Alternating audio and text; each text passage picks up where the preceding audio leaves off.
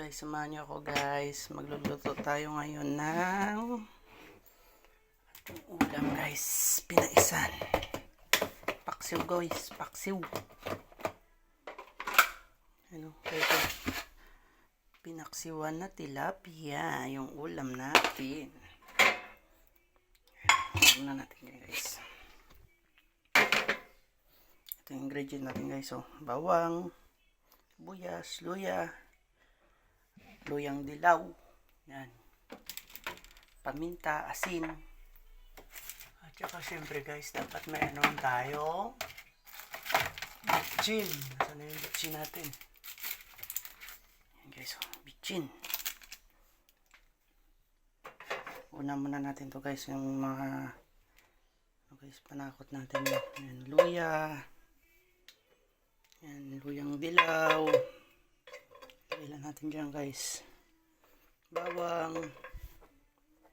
Purpose nyo guys, para yung paksiw natin, yung lasa dyan sa laba, ano, lumabas.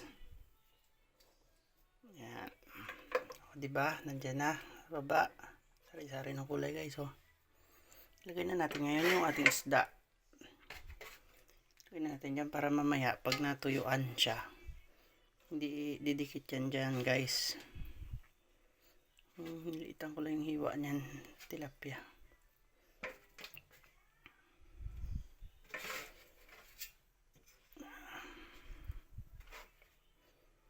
Sarap nyo guys. Sarap pa rin to guys kung may gata pa, no? So huwag na tayo maglagay ng gata. Paksiw lang muna. Simpleng recipe lang ng paksiw. Yan. Ano natin ang pagpuralan natin ng bitchin guys. Diba? Siyempre yung asin natin.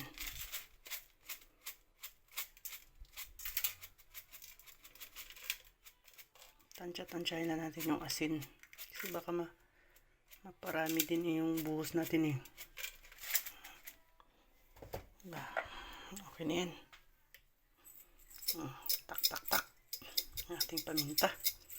Siyempre masarap yung paksiw pag may paminta. Tsaka ang last guys, ito yung dato puti, suka. Yan yung magpapasarap guys.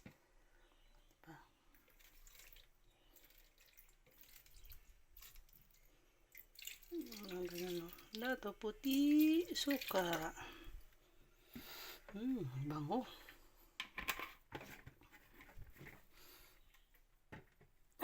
Lagyan na rin natin ng water guys.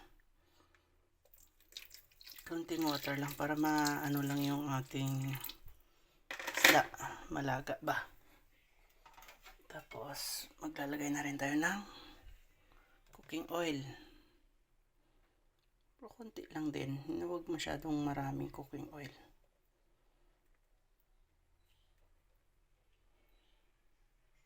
Para mamaya pag na ano siya, magpuputok-putok parang pinirito. Ayan. Sarap ng paksiw natin kaya mamaya guys.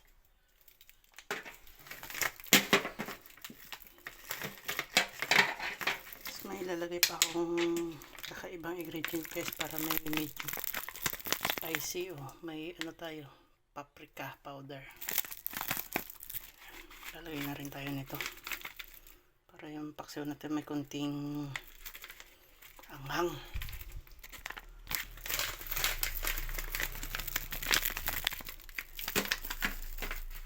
Guys, apoyan na natin.